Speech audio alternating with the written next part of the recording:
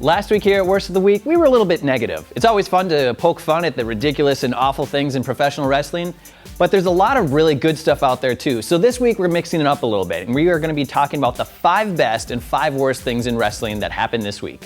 We won't just be covering WWE either. We will take a look at Raw, SmackDown, NXT, TNA, Lucha Underground, and even some indie news. So let's get to it. I'm Andrew with WhatCulture, and here are the 5 best and 5 worst things that happened in wrestling this week.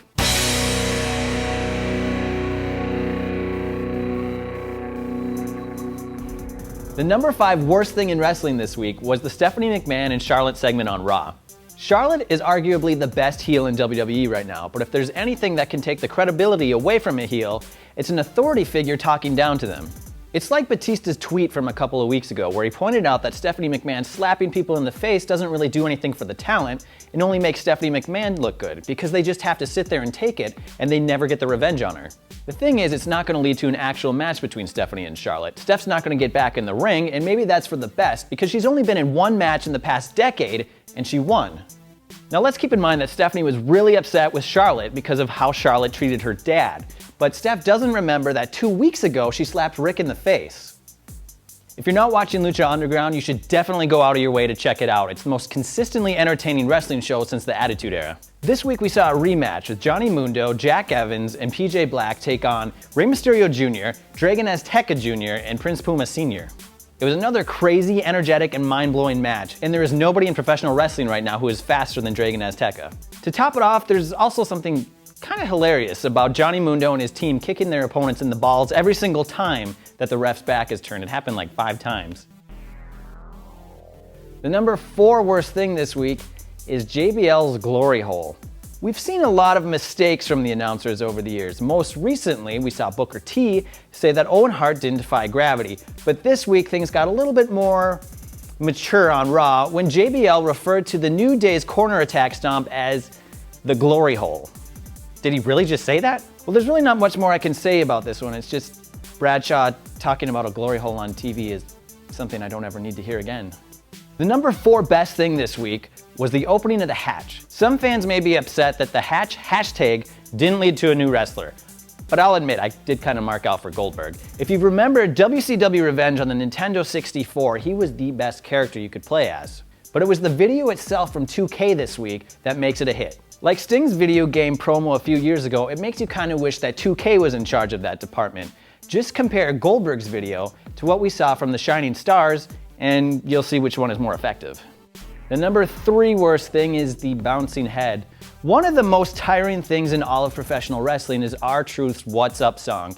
This week, he came up with a new version of it for the Golden Truth, and yet it is still absolutely terrible. WWE took it a step further this week when they put the actual lyrics from the rap on the screen, complete with a Goldust bouncing head that wanted us to sing along.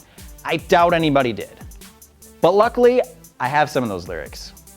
The dynamic duo is what it's all about. The Golden Truth is in the house. We're 2 talented sons of guns. We're dancing, rapping, joking, having fun. The Golden Truth will leave you stuck like a chuck. You know, I used to think John Cena was the worst rapper in WWE. The number 3 best this week was The Machine versus The Monster. We're gonna go back to Lucha Underground for a second and look at the main event where it was the Monster Matanza defending his title against Cage. It was one hell of a match, and it had the intensity and the urgency to give it a big match feel. Cage was especially impressive in the match. The dude is like the size of Ryback, but he performs moves that you would think wouldn't be possible for somebody of his size. Matanza is doing a great job of being a monster heel who wins cleanly. That's a rare sight these days. So when somebody does take him down, they'll become a star. Also, bonus points to the believers themselves in the temple who are clapping the theme to Terminator whenever Cage is in the ring. The number 2 worst was the opening to Raw this week. The 2 worst words in all of WWE are dance off, which is closely followed by Byron Saxton. On Raw, the show once again opened up with the McMahon family, and Shane McMahon is slowly wearing out his welcome 1 week at a time. New Day eventually came out, and it was a mess of a segment that somehow, some way devolved into dancing.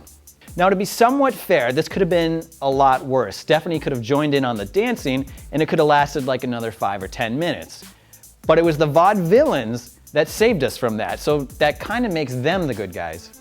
Anyway, Shane looked like a giant dork throughout the entire segment and looked ridiculous doing his shoe shuffle dance that wasn't even half as good as what Jim Ross did a few years ago when he was asked to do an impromptu dance session.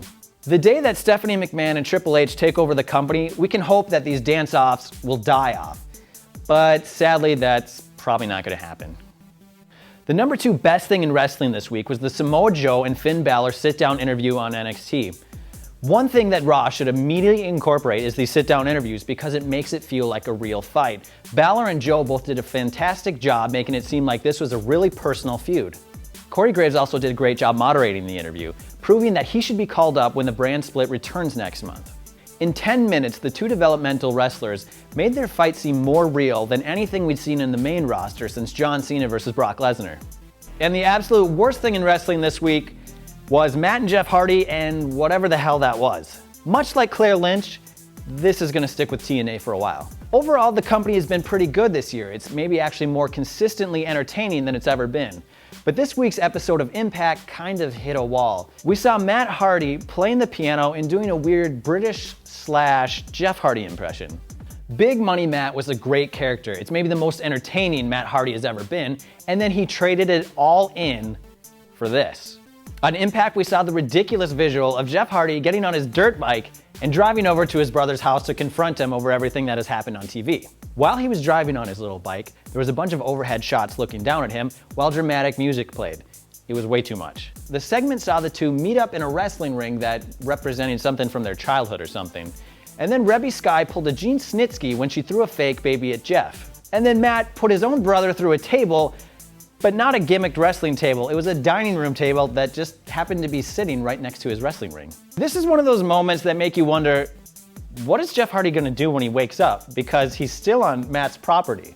Is he gonna go inside the house again and confront him? Is he just gonna pretend like nothing ever happened? Or is he gonna get on his dirt bike and ride home crying? The video was so bad that even TNA realized it was awful, and they don't realize anything is awful. They released a video on their own YouTube channel featuring 4 of their wrestlers basically mocking what happened on their own show. Even Katie Vick didn't get that treatment.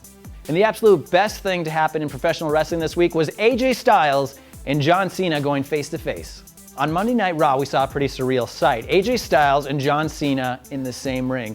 Now, AJ's been with the company since the Royal Rumble, so he doesn't feel all that fresh anymore. But if you take a step back and really think about it, that was an incredible moment. For years, we assumed that AJ would never be in WWE. He was too small, his mic skills weren't good enough, maybe he's too Southern for Vince, but he made it into the company.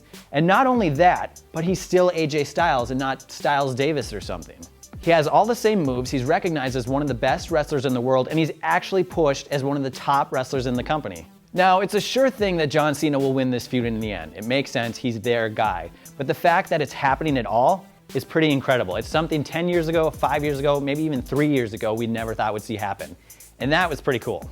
Well, that's all for this week. What was your best and worst wrestling moment of the week? Sound off below. Well, I'm Andrew with WhatCulture, and you can follow me on Twitter at Andrew Socek. And make sure to subscribe to WhatCulture's channel for lots of great content. See you next week.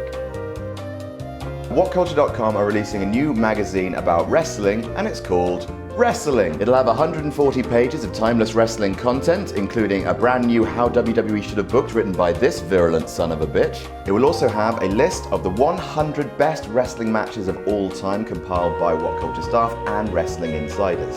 So the magazine is available to pre-order now. Follow the link in the description and enjoy WhatCulture.com's Wrestling.